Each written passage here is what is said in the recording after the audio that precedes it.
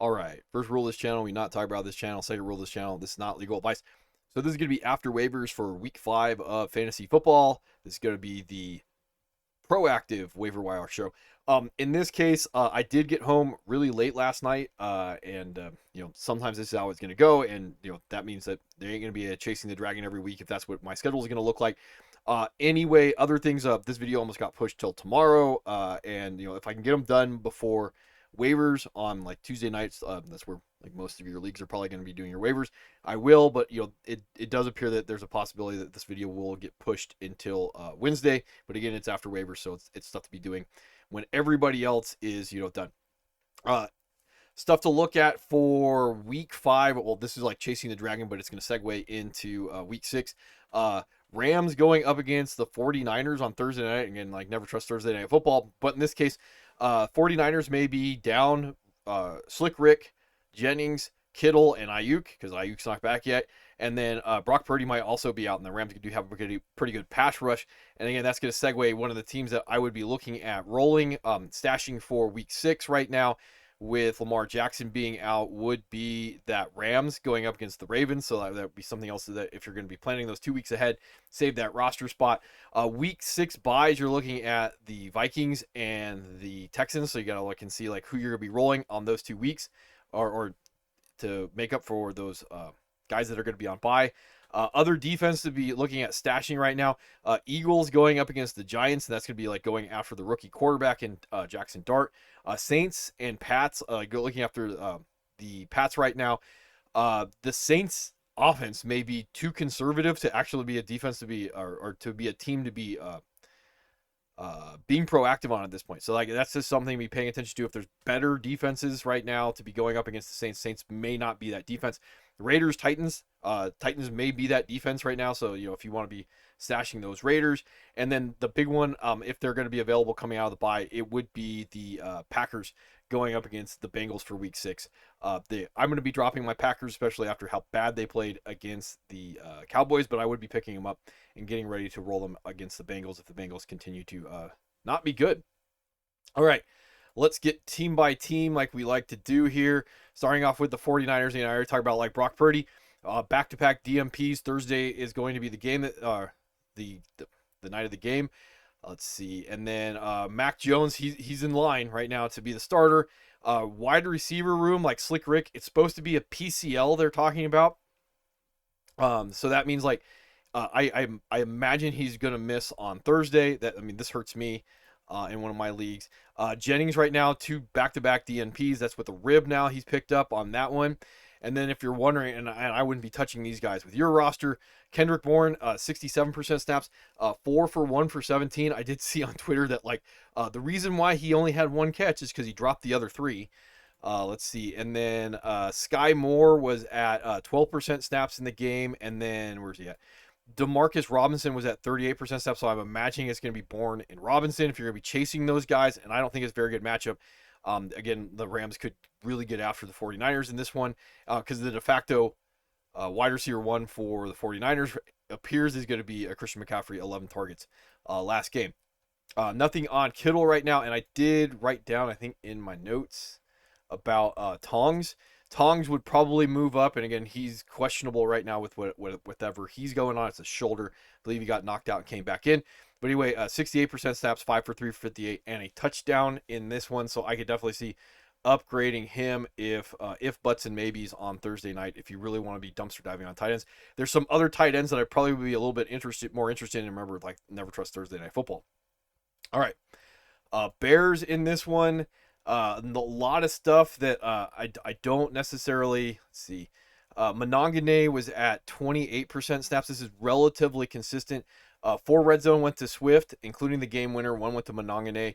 That's about like all I got. And then wide receiver room, you're looking at Olamide Zacchaeus. Like he stays consistent at 58% snaps to 60% snaps in this one. So that uptick that we were kind of expecting to see with Luther Burden coming out of the 3 for 3 for 101 and a touchdown didn't happen, especially with Loveland being out. That's a little surprising to me. And then Cole Kmet, 100% snaps, 9 for 3 for 46 in this one, and 2 red zones. So I would probably be chasing like maybe a Cole Kmet over Tongs. But you do you if it comes down to that one. Bengals, yeah, this was not a good game against the Broncos. So, I mean, the only thing that you're kind of looking at if you're a Chase Brown owner, 73% snaps on this one. No Taj Brooks. P. Ryan did play that dirty work back role. So, yeah. And I did see some of the highlights, and the Bengals offensive line is bad. This is like a real football stuff instead of fantasy football stuff. There are certain general managers that want to go out and buy toys, and they don't want to buy like offensive line. And I'm a defensive line coach, so I will tell you, like I've always been taught you build from the offensive line and the defensive line outward. And there are certain general managers that like just see the offensive line as replaceable. Again, this is like the air raid system, so like you could just put anybody out there, and that'll be how it works. And I just don't think that's like likely. And I could definitely see at this point with you just allowing Joe Burrow to get killed, and you have all these toys, and then you have no offensive line to take care of them. This may not be like a Chase Brown issue or a Jake Browning issue. Like from a fantasy football perspective, it doesn't matter if they can't block anybody. That's just how it's going to go. But that's my 2 cents. All right, moving on to the Bills in this one. Let's see. Rolling down here. So this was 21-19 mid-fourth with the Saints, and that's why I say like Saints may be really not fantasy friendly on a lot of levels, and that's just how it's going to go. James Cook was up to 73% snaps after the contract. So now all red zone went to him, and we just start calling him like full bell cow at this point. Like I'm a little surprised that that's how it's going to work out, but that's how it's going to work out. Ty Johnson was at 20% snaps. Ray Davis was at 8% snaps. Wide receivers, if you're wondering, and I'm not really wondering that much after this, Josh Palmer down to 25% snaps. See, Elijah Moore was at 31. Shaver stays consistent at 24. And then Curtis Samuel, he's active, and he goes up to 34% snaps in this game. So, like, yeah, probably not interested in any of the wide receivers. Maybe you're going to get, like, a certain amount of 40-degree day out of Khalil Shakur just because that's how he's going to function in the offense. And then Keon Coleman might have, like, that spike because of usage. But, yeah, not interested. Tight ends, a little bit fun. I mean, if you're into that type of thing for fantasy football perspective. Dalton Kincaid. Sometimes I do not need to know how the sausage is made. 2 for 1 for 28 and a touchdown. That's just how it goes. Dawson Knox, he was at like 41% snaps down. The interesting thing, and I don't think this is going to be fantasy relevant, is Jackson Haas in this game up to 43% snaps, only 1 for 1 for 15. So they may just have an entire offense that is basically predicated around guys playing their role, and which that's just like really bad from a fantasy perspective. So, week to week basis, like, the fantasy football is like the stock market. Guys' value is going to fluctuate on a week to week basis from how much we can predict. The good news for guys like Dalton Kincaid and Khalil Shakur, like Keon Coleman, those things, they're attached to a really good offense. The downside is we're probably not going to be able to predict very much usage outside of if we think that we can get a higher scoring game. That would be the one thing that I would talk about. So Dalton Kincaid, yeah, he's a tight end. He can't break my heart. And then after that, like Shakur and James Cook's obviously going to be a league winner. Talk about like the cuff being Ray Davis maybe in that RB2 type of range if James Cook goes down.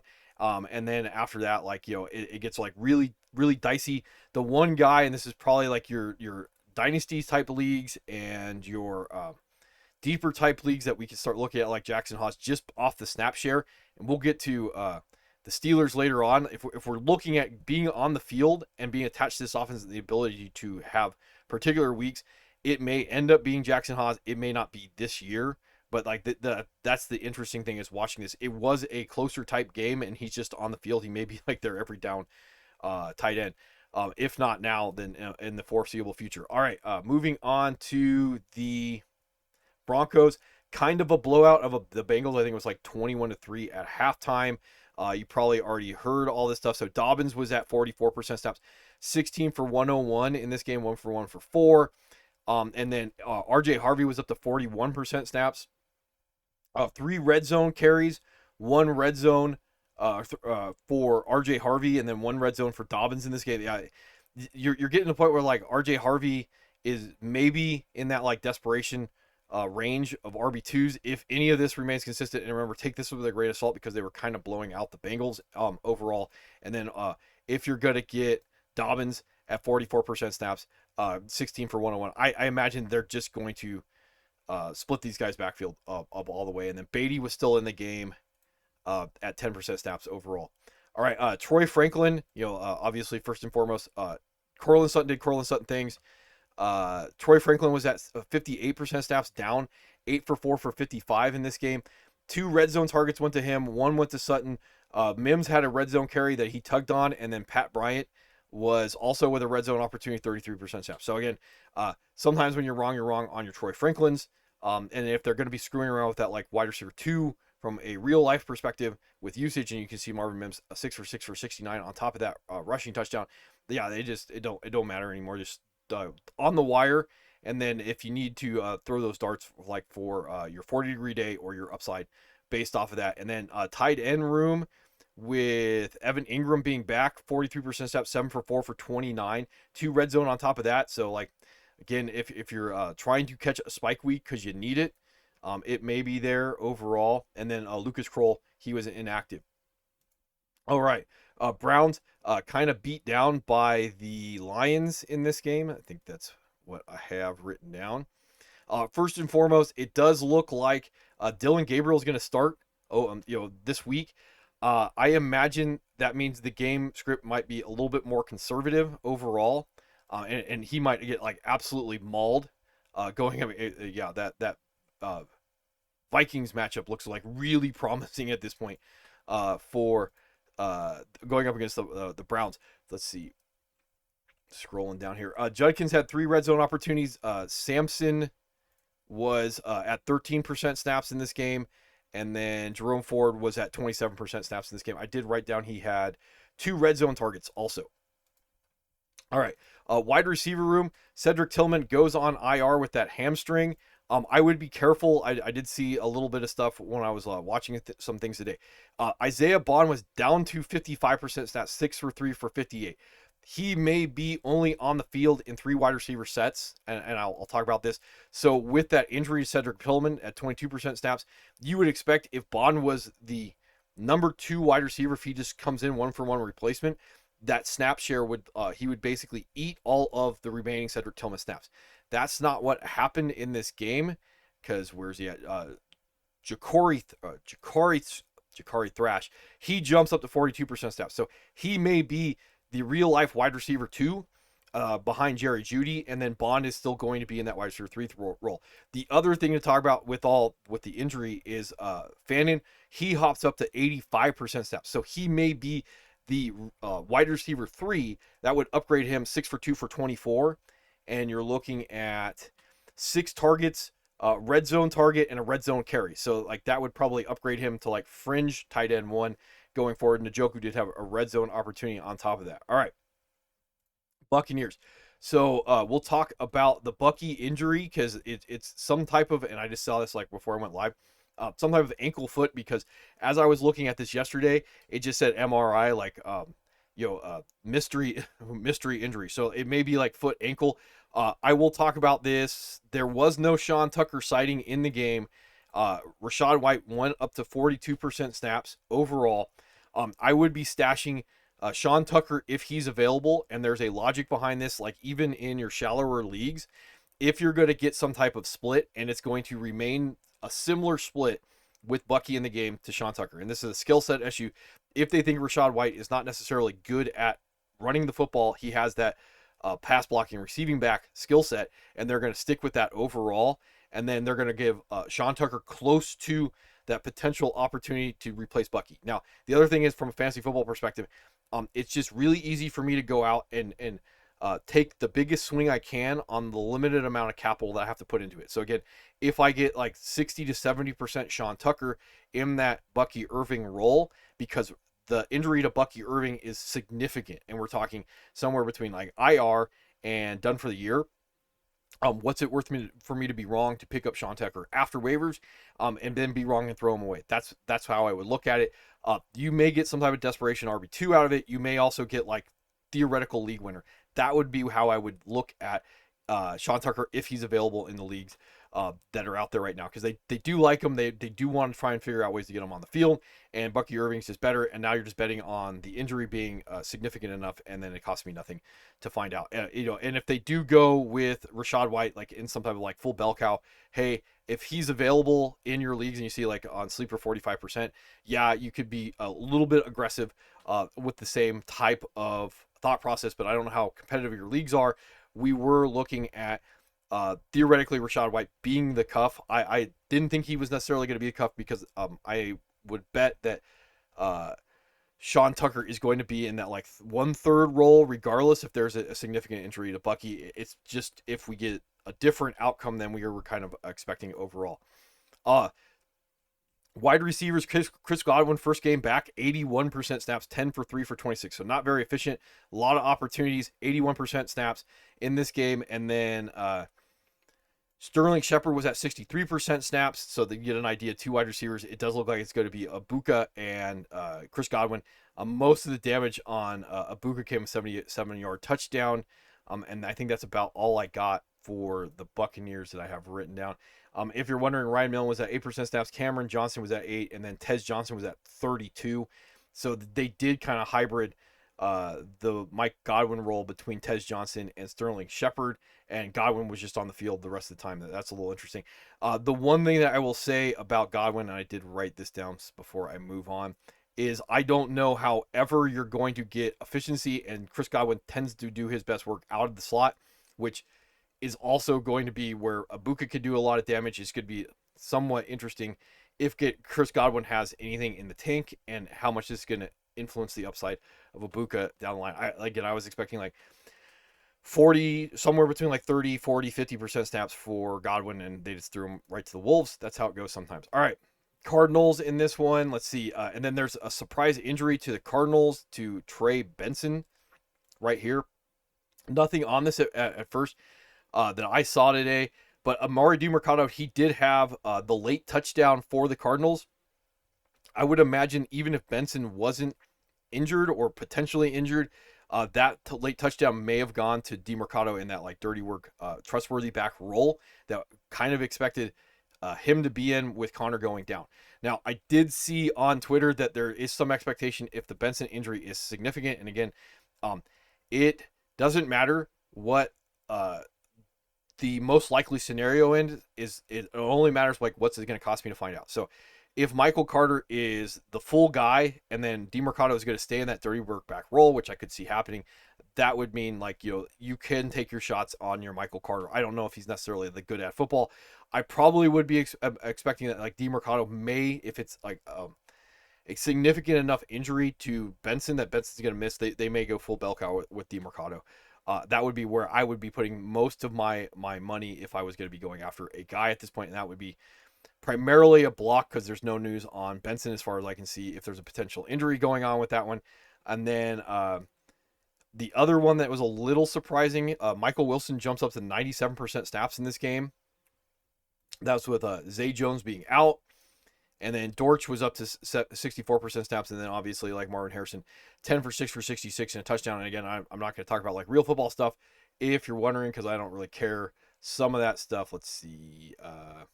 Moving on to the Chargers. So like there's not a lot from a fantasy football perspective on a proactive channel to talk about like Amari Hampton. That 12 for 128, a touchdown, 5 for 5 for 37.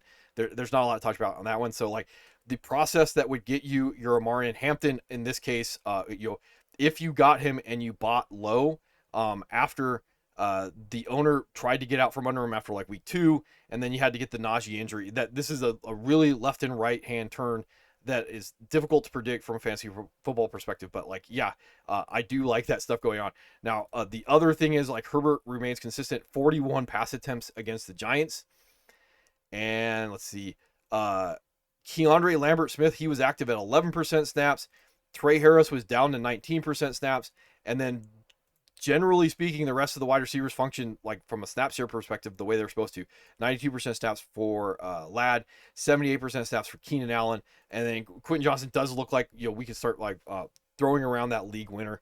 13 for 8 for 98 and a touchdown in this one. And then the other one that we were monitoring is Gadsden.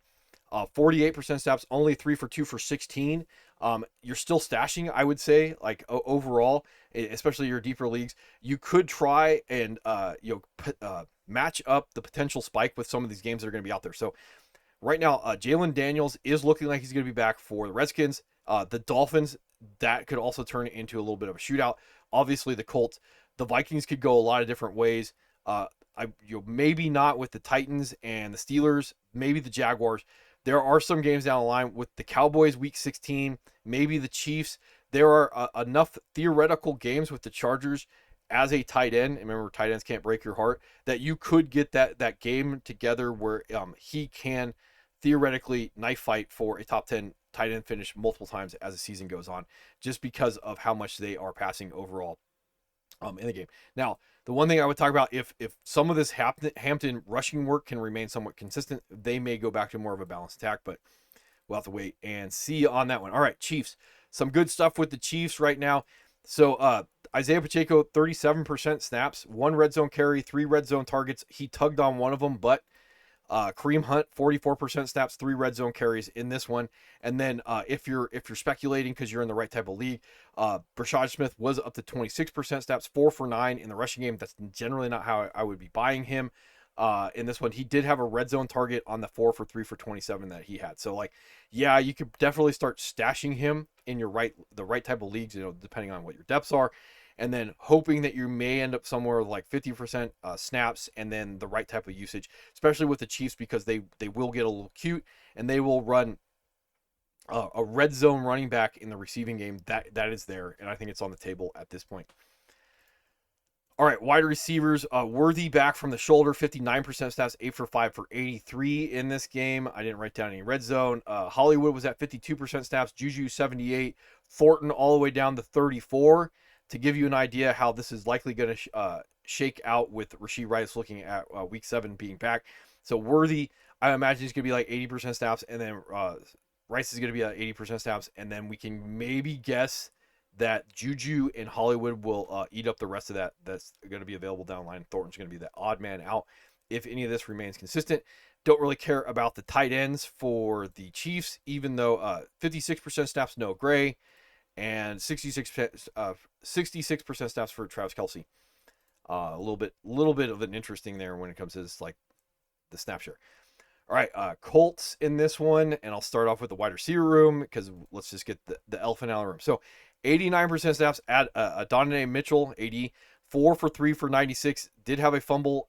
Should have been a 75-yard touchdown. He fumbled at the goal line because he was screwing around.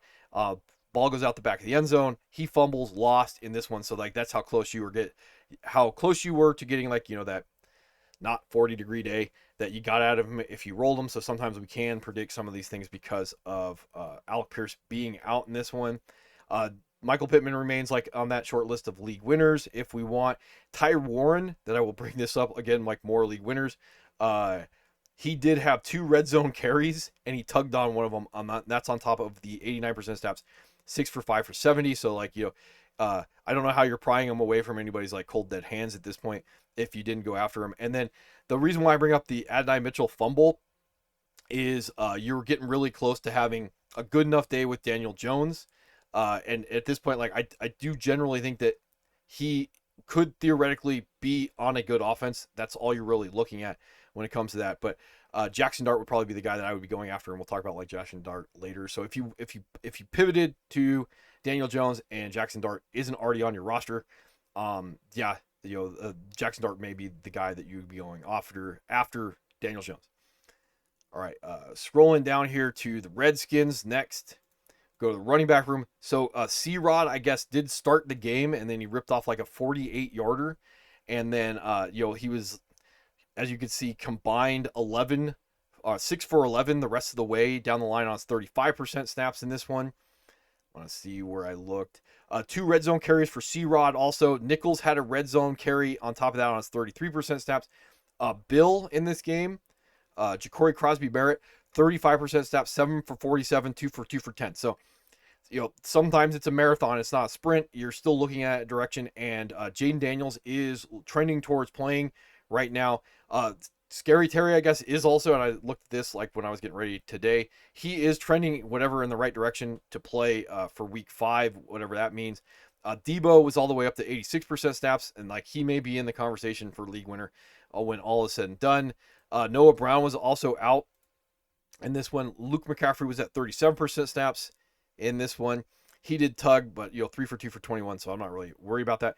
Jalen Lynn was consistent at 44% snaps. This is like deeper dynasty stuff if you're wondering about any of this stuff. And then Chris Moore, the sacrificial X, whatever you want to talk about, running the clear out route, 70% snaps. And then I did write this down. This is a little interesting. So Zach Ertz was at 61% snaps in the game, and then Ben Sinnott 47% snaps. Remaining somewhat consistent on back-to-back weeks. So I don't know how much that's going to matter. You see, John Bates was out. So that's more of a dynasty thing if you're in like deeper dark fantasy. So 40-40 tie for the Cowboys and the Packers to start this off. Sometimes it gets really hard to predict anything. Like 30, almost 31 points for Dak overall in the game. I don't have a lot to say. Javonte Williams, we can talk about league winner, throwing league winner around a lot today. Miles Sanders, whatever, ankle. If you're wondering, George Pickens goes out and again absolutely takes over the role that we expected him to take over. 11 for 8 for 134 and 2 touchdowns. I'm gonna scroll down here. Oh, I did see someplace that Jadon Blue. I guess he's getting closer and closer to being part of the rotation. I don't know what that means, and the reason that's why I have Javonte winner, league winner. I don't know what Blue is going to bring to the offense that Javonte Williams isn't doing, because Javonte Williams is, I actually sat down and watched this game. He is doing what they want him to do, and so I don't necessarily know what they would bring in Blue to do if they already have Sanders being the cuff to Javonte, and Sanders has looked functional in that role. I just don't know how that makes any sense to me one way or another if the offense can put up 40 points against what we thought was going to be a good defense. If you're wondering, Jalen Tolbert, 81% snaps, also not surprising. And then Turpin remains consistent, 61% snaps also in this game. And then Jake Ferguson, he does get a red zone opportunity, and he tugs on his 78% snaps. 7 for 40. Moving on to the Dolphins. So we'll go get this elephant right out of the room, right out of the way. So Tyreek Hill done for the year. Looks like an ACL. Did not get the Malik Washington jump that I would be expecting. Only 48% snaps. That would be Nick Westbrook-Ikhine, 47% snaps with the Tyreek Hill injury. Now, I talked about this real quick. Did not care about Darren Waller. Well, now I care about Darren Waller. And it's not just the Tyreek Hill injury, because that would be part of it. It's also that he got 2 red zone opportunities. He tugged on both of those. And then you have vacated targets for Tyreek Hill. So 28% snaps in this game. We can expect that will go up. You have the possibility of red zone opportunities and then just general bulk receiving work. So this would upgrade A-Chain first. Remember, vacated targets tend to go to running backs first, tight end second. There you go. Bob's your uncle. If he's available in your leagues, you could get a little spicy and chase your Darren Waller shares over what I would have expected Malik Washington, but I imagine he's going to stay in that gadget slot role, and then Westbrook-Ikhine is going to be the big X. And then if Darren Waller is just going to be design target guy, big slot red zone guy, there you go. That's all you need to know on that one. Scrolling down here, A-Chain, 4 red zone carries, 1 red zone target. Gordon remains consistent, 26% snaps in this one, 3 red zone opportunities on top of that. All right. Let's see, Eagles right here, and I left up their comeback victory from the Rams, so I didn't clear that out if you're wondering about that. So Tampa Bay, this is kind of a back and forth game, like Baker Mayfield, I'm going to win you the game, I'm going to lose you the game. That's kind of how it went in this one overall. So you do get A.J. Brown at 9 targets, but they didn't really need to throw the football to win the game. This kind of what I will put at with how the game flow was going overall. The Buccaneers were clawing to stay back into the game. Be the easy way to put it. Dallas Goedert, 2 red zone opportunities, 2 touchdowns. I did write that one down. Will Shipley was active, only 5% snaps right there, if you're wondering. Let's see.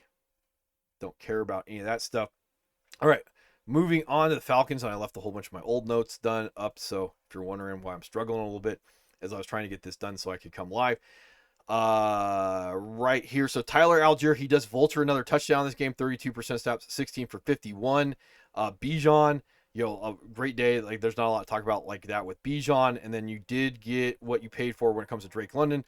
Also Cardell Hodge, he was inactive. Ray McCall was at 35% snaps in this game overall.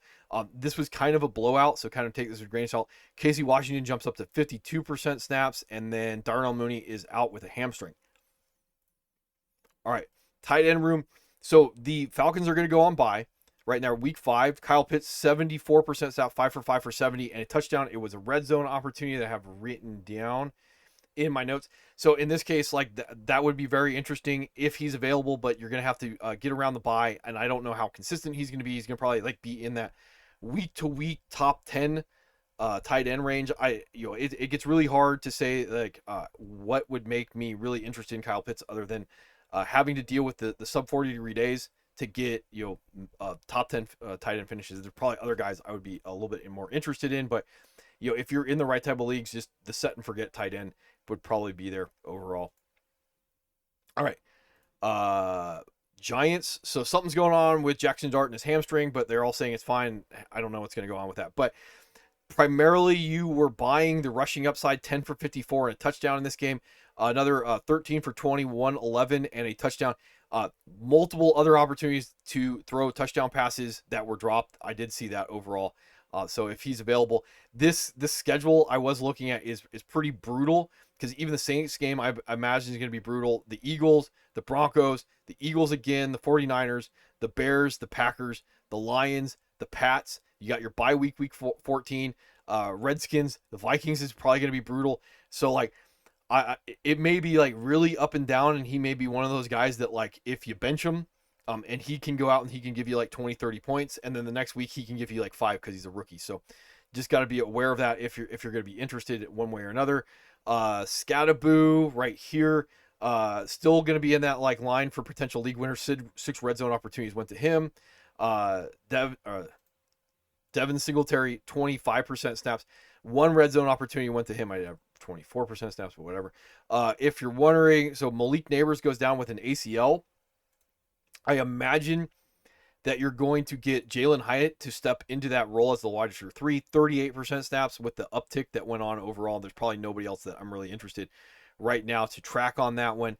And then Darius Slayton, you could theoretically jump him all the way up into low-end wide receiver 2 ranges of outcomes for the rest of the season because of this. And it says like he's the new wide receiver 1. From a fantasy perspective, he may end up being a little bit a wide receiver 2. We don't generally know how the offense is going to end up functioning down the line with the rookie quarterback. That's what I will say.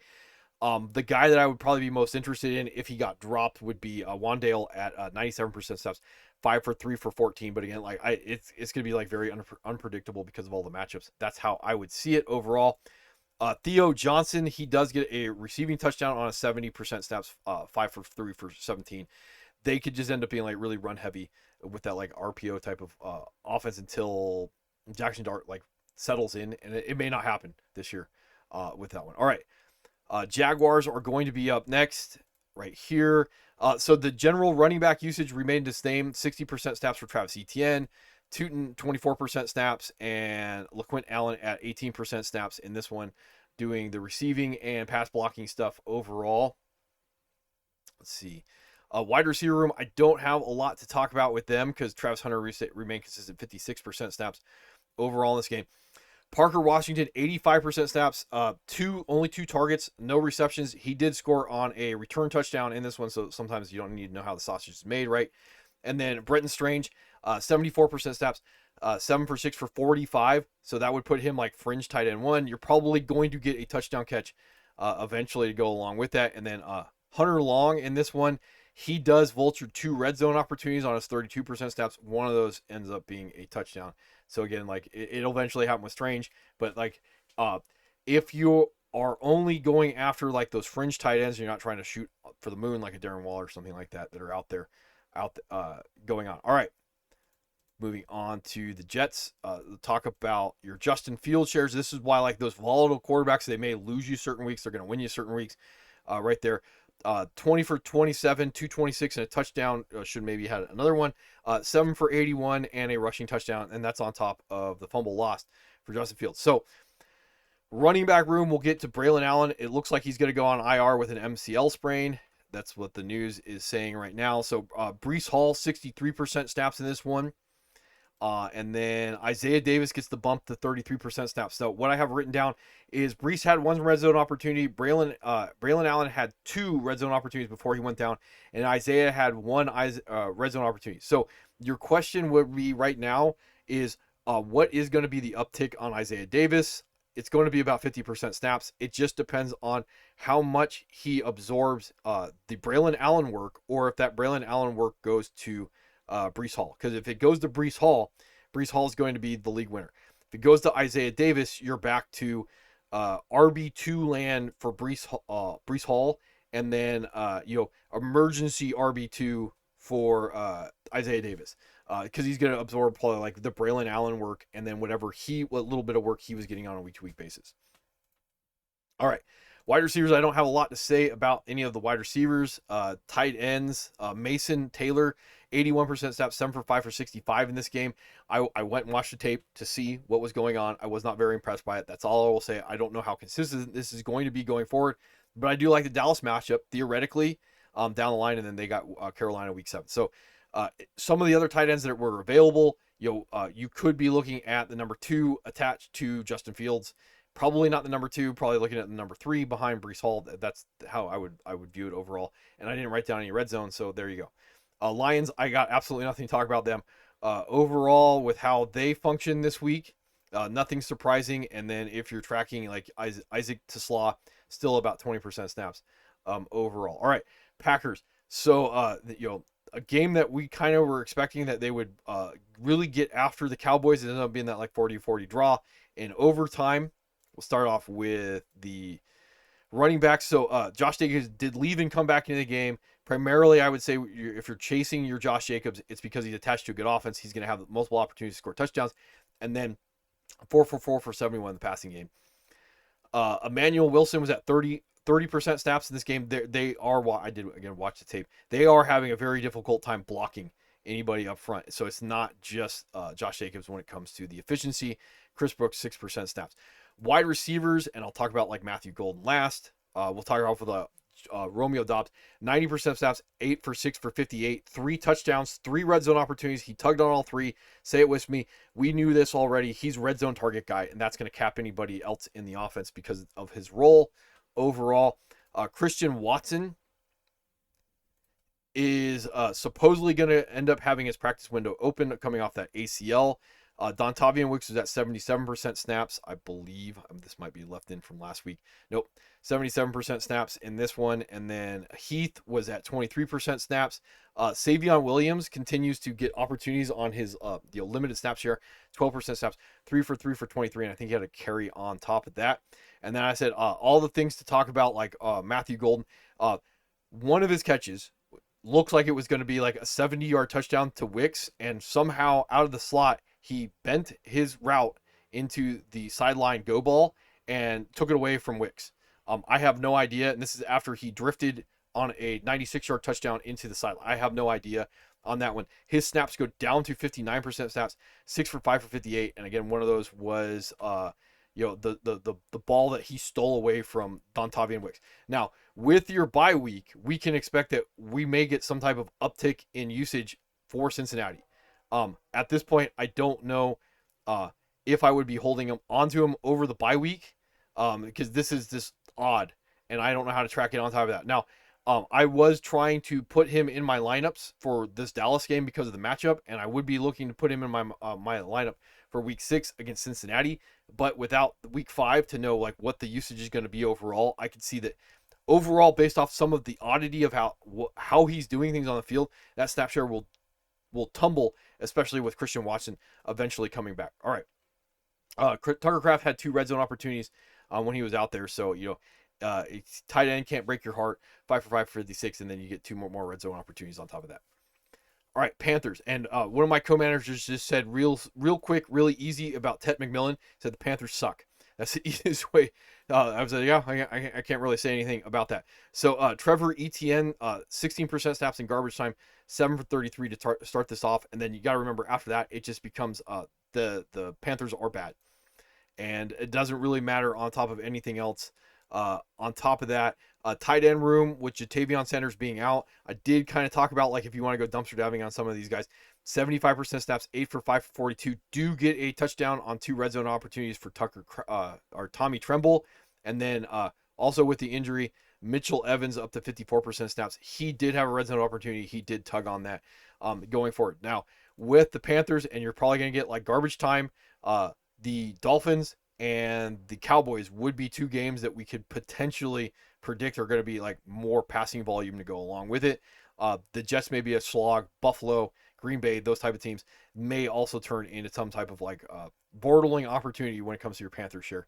I will be rolling out my Tet against the Dolphins this week, if you're wondering, but that's going to be because of the bye weeks in the main league. In the other league, he is probably like my set and forget wide receiver 2. All right, Pats right here. And this is why sometimes it's a good idea to be chasing your upside quarterbacks because Drake May throws 2 touchdown passes and falls in the end zone for another time. When it comes to the running backs, if you're interested in that type of thing, start off with Ramondre. 57% snaps in this one. 2 red zone opportunities apiece for all 3 running backs overall.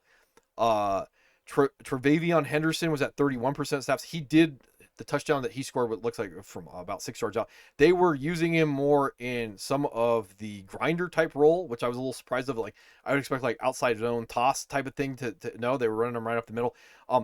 Mostly it's going to be the design receiving work that I would be interested in, and again that's not particularly consistent going forward. And then the other thing that would bother me is Antonio Gibson, 18% snaps, 6 for 27, and a touchdown. That again, that's like 2 red zone opportunities on top of that, with Ramondre doing most of the work. I would still say that Henderson would be a guy that I was expecting to be a marathon, and nothing has changed overall with how he is being deployed when it comes down to that. Probably would be a guy that I would be most interested after this bye week. So like this would be a guy I would be looking more for the playoffs, but general usage overall, if a guy's gonna get phased out, like nothing is changing my mind on him potentially doing what I thought he was gonna do, because he's not being used differently than I expected him to be used overall. It would be more an issue of the offense outside of like him overall, if you're kind of tracking what I'm getting at. Stephon Diggs up to 63% snaps in this game, 7 for 6 for 101, 2 red zone opportunities. Boutte was down to 69% snaps. Remember, this was kind of a blowout. Pop Douglas down to 16. Kyle Williams, again, kind of a blowout. He was at 29% snaps. Matt Collins was at 49% snaps. I believe Matt Collins did have a red zone opportunity. He tugged on it. All right, Raiders. I'm not going to have a lot to say about Genty. Hopefully you were patient, or hopefully you went out and bought him. The one caveat I will have to this is he jumps up to 85% snaps, and then so Zamir White, who is eating into the receiving game, somewhere around like 14 to 29% snaps, he's a healthy scratch. So Genty absorbs those opportunities, 85% snaps in this game, and then you also get Mostert that ends up being active, and he does 15% snaps, 4 for 62 and 1 for 11 in the game overall. And then you also get no Dylan Labe on top of that. Like he goes from like 2 weeks of being like some type of scat back or something in the offense, and then he's done. So like you're getting like full bell count, and that's one of the things like with Genty that you probably would need, especially depending on how good or bad the Raiders offense is. He has to absorb all the usage, and now he finally did it like this week, and he was able to get home on it. So that's kind of how it got there. It looks like nothing about the Raiders wide receivers that I saw interesting between, like, it's still Myers and Tucker, and then Deontay Thornton was at like 59% snaps. And then Michael Mayer was out with a concussion. Moving on to the Rams, they functioned about what we thought they were going to function. I mean, going forward, like Puka, I did see he's like tied after 4 games with overall receptions at like 43 or 42 after 3 games. Nothing really interesting. Jordan Whittington at 80% snaps in this game, and then Tutu Atwell down to 28% snaps, but he gets home on an 88-yard touchdown. Overall, like Williams, Kyron Williams and Blake Corum, they were used consistently between the 2 of those guys. So like Corum would be the cuff overall, and then don't really care about the tight ends for the Rams. Remember, this is a Thursday night game. Higbee, he at 55% snaps, he gets knocked out with a hip at this point. You also get Terrence Ferguson. He was another healthy scratch overall in this game, and then you get the bump to Davis Allen at 29% snaps. Overall, like I don't know how this is going to work out. 28% snaps. Colby Parkinson. I don't know if Tyler Higbee is out. I wouldn't be chasing any of them. That's the long and short of it. I just see that there theoretically would be a vacated opportunity if Tyler Higbee is out with that hip. I just wouldn't be chasing anybody, primarily because like Puka and Devontae Adams are just going to eat any opportunity out. All right. Ravens. So first and foremost, Lamar Jackson hamstring. It says likely to be out week 5, whatever that means. With Cooper, or is it Cooper Rush? Now Cooper Rush is. I don't think he's necessarily bad at football. He has had fantasy relevant weeks. He is not going. Obviously, the offense is not going to function the same with Cooper Rush. So it just becomes an issue of what the offense is going to function like as they basically channel everything through Derrick Henry on the ground, and then whatever left is going to go to the receiving room on top of that. Now, Justice Hill is going to remain like one of those cuffs out there in this game flow wise.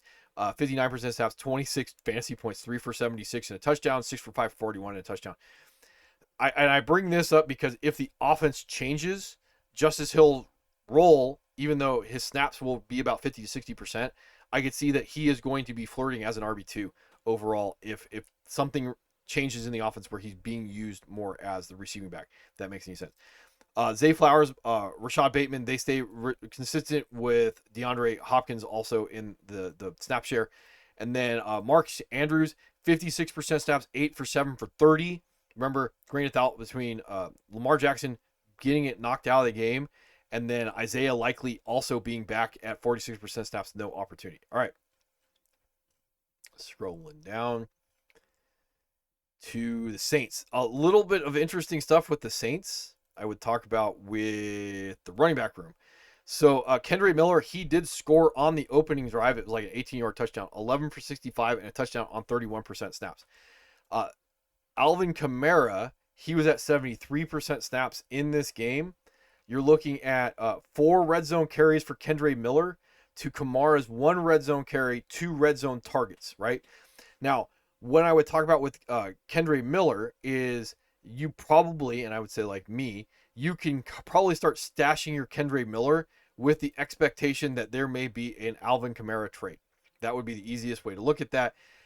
The offense is still probably not going to be very good. Juwan Johnson was at 90% snaps in this game. And then Chris Olave, 85% snaps. Like sometimes I don't even know how the sausage was made. It was a red zone touchdown.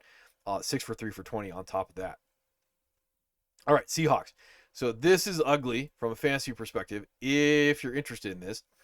So Kenneth Walker, 50% snaps in this game. 19 for 81 and 2 for 1 for 29. Zach Charbonnet, 47% snaps, 12 for 39, and a rushing touchdown. 2 for 2 for 5. 2 red zone opportunities, and the touchdown went to Zach Charbonnet. Or 4 red zone opportunities, and the rushing touchdown went to Zach Charbonnet. Kenneth Walker had 2 red zone opportunities on top of that. So one guy is very touchdown dependent, Zach Charbonnet. And then Kenneth Walker, he's going to get more of the non-red zone opportunities outside of that. So if he's inefficient, you're going to have like a sub 40-degree day when it comes to Kenneth Walker, and you're going to have limited opportunities to score touchdown. Then Zach Charbonnet, it's all about the touchdown. That's how I would look at these two guys. Now, not a lot to talk about with the wide receivers that you guys may or may not find relevant. Torrey Horton's down 36% snaps in this one. That's to go along with Cooper Kupp at 74% snaps. I bring all this up because there may be some interesting stuff that we're kind of tracking. Elijah Arroyo ending up playing as like the de facto wide receiver 3 in the offense, 55% snaps, 4 for 2 for 44 in this game. Scroll down here. Did get a red zone opportunity on top of that. So AJ Barner, he did score in this game. I think it was a red zone opportunity. 86% snaps, 3 for 3 for 32. If Arroyo ends up functioning as a wide receiver 3, I get really interested about that because Barner is likely never going to be that type of guy within the offense with JSN there. You could end up, because it's tight end, having that opportunity with Arroyo down the line, and we'll talk about that. If we see any more, that's like kind of interesting. Steelers. So missed out on rolling Kenneth Gainwell because I was a little late to the computer at like 6:30 in the morning. Like, forgive me sometimes to get out there. So a little bit of a surprise scratch when it comes to Jalen Warren in this one with a knee. And then you get Caleb Johnson up to 21% snaps in this game. 2 red zone opportunities for him. And then Kenneth Gainwell, he goes like full bell cow. 77% snaps, let's see, red zone opportunities, 6 carries, two uh, 2 targets, and he tugged on. Let's see, 6. There we go. He had 6 red zone carries, 2 touchdowns off of those 6 red zone carries, and then he also had 3 red zone targets, 6 for 6 for 35. There we go. Get it out eventually when it comes down to it. So bye week, obviously at this point, like, you can expect that Jalen Warren will be back. You may also potentially get the uptick with Caleb Johnson if you're tracking that stuff. Now, tight end room. Oh, I'm gonna get to the wide receivers first. Calvin Austin, he gets knocked out in this one with a shoulder, but again, they have the bye week, so like trying to guess. Roman Wilson was all the way down 6% snaps. Like, when you're wrong, you're wrong. A little bit of interesting stuff. So Pat Fryermuth at 28% snaps in this game, and then Jonnu Smith was at 25% snaps. I guess he was dealing with some type of like hip injury. This is a little interesting. Darnell Washington jumps all the way to 91% snaps, 3 for 3 for 20 in this one. He also had a red zone opportunity to go along with it. So what I have written down in my notes, I am not actually saying pick him up now because you got that bye week. But after waivers next week, I probably would be sneaky stashing him with the possibility of like 91% snaps attached to this offense with the possibility of a vacated number 2 in the passing game. Darnell Washington is basically a very athletic offensive tackle. And if he is going to be on the field this much, and they're going to be using him at all in the passing game with red zone, yeah, it gets really interesting down the line. If there's a possibility. Now, I can also see, because of the bye week and guys being nicked up and this, that, and the other, his snap share tumbles, but like that's 91% is nothing to shake a stick at to say that we're actually going to have like a full-time starter when it comes to the Steelers tight end room. All right. Texans running backs. So I'll start off talking about your Nick Chubb shares. He was at 42% snaps, 13 for 47, 2 for 2 for 15. Now, Woody Marks had both of the red zone opportunities this week, but, and here's your but on this, one was an 18-yard rush, the other was a 12-yard reception, both going for touchdowns. It's going to get like really difficult for him to be anything more than a running back 2 if he's not getting goal line, because it's hard to continue to score every week from like 18 yards out and 12 yards out. So if Nick Chubb is going to remain part of the offense, he's going to be the goal line back, and I imagine he's going to remain the goal line running back. Is you're going to get a certain amount of capped out work when it comes to Woody Marks. Now, does that mean I'm not interested? No. Should have already been picked up in most of your competitive leagues after usage last week. The red zone opportunity, that was the main thing. If he's available, yeah. But again, I don't see that Nick Chubb is ever probably going to lose the goal line work. They're different backs when it comes down to that, if you're wondering about all that stuff. All right, wide receiver room, if you're tracking all this stuff, Jalen Higgins, slot fade, 44% snaps, 1 for 1 for 24 and a touchdown. Christian Kirk did not get a spike in usage, only at 61% snaps in this game. I think I wrote down a red zone target to him. Did I do that someplace? No. And then you're looking at Higgins, or Xavier Hutchinson right here. He remains consistent at 68% snaps overall in the offense. Knoll was at 24% snaps, so like slight uptick after a slight downtick. And that's about all I got with that. And this one, I don't really want to talk about like Dalton Schultz, so I left that note in from last week. Moving on to the Titans. And we'll start off with the wide receiver room. So whatever is going on with Calvin Ridley, I guess there's an injury. This now makes me somewhat interested in Alec A.O. Minor at this point, if you are going to get Ridley being out this week. So that would kind of up that. So they have 7 targets in this one, 2 for 44. He could theoretically be the number 1 if Ridley is going to miss any time. The equal and opposite reaction is Tyler Lockett, goes all the way up to 72% snaps with 4 targets at that point, and that's about all I care about that. And then finally, the Vikings, to finish all this stuff off so I can go do other stuff, is you're looking at Mason Jordan, no full bell cow, because a lot of the receiving work ended up going to your Xavier Scott. So 38% snaps, 8 for 6 for 43, and a touchdown in this one. 2 red zone targets went to him. He tugged on one of them. 2 red zone opportunities did go to Jordan Mason on his 60% snaps, but again, he's going to stay pretty healthily in the RB2 range if he ends up needing to be touchdown dependent, because they're farming out the receiving work to other guys. Wide receiver room, first game back for Jordan Addison, all the way at 96% snaps, 8 for 4 for 114. Adam Thielen was down to 16% snaps. And then Jalen Naylor was at 63% snaps, 4 for 1 for 2, and a touchdown. He did have 3 red zone opportunities. So I'm going to guess like he is the wide receiver 3 right now when it comes to the Vikings. And if we're going to get more of this stuff going on down the line, where you get 46 pass attempts, Carson Wentz, like 2 passing touchdowns, 2 interceptions to go along with it. If we can match up shop down the line, maybe the Chargers, the Vikings, or not the Vikings, the Lions, Ravens maybe down the line, Bears. We might get certain weeks where we can open up this offense and have a little bit of fun with some of these guys down the line. Hawk was at 93% snaps overall in the game, and I believe that's what I got. So if I'm looking at some of the stuff that I found interesting this week, it would be, let's see, Sean Tucker would be a guy that, like, stash for free. See how that works out with what's his face, Bucky Irving. Gadsden is still trending in the right direction when it comes to the up and snap, the uptick in snap share. Brashad Smith is still a stash. See if that's going to work out down the line. That, like, the red zone running back for the Chiefs. Let's see, Bill. We're still tracking Bill to potentially have like that spike week down the line. Usage is in the right direction. Darren Waller is sneaky, especially because of the injury and the red zone usage. Was a little surprised overall that was going to remain consistent. Let's see, Jackson Dart, if he's available, he'd be like the main waiver wire quarterback right here. And if you're going to be speculating on your wide receivers, you may have Wandale Robinson, may be the better week-to-week floor. The ceiling guy would be Slayton at this point if you're going to be chasing on that one. Braylon Allen would pop all the way up in there to not Braylon Allen, Isaiah Davis, sneaky low-end RB2 if you're in deep enough leagues that you got to chase that. Maybe if Matthew Golden gets dropped, you can think about stashing him down the line coming out of that bye week. The tight ends for the Panthers are a little bit interesting. If Jatavion Sanders remains out, let's see. Kendre Miller is going to be a stash right now with that potential trade of Kamara. Deeper stash would be this uptick with Darnell Washington in the Steelers offense.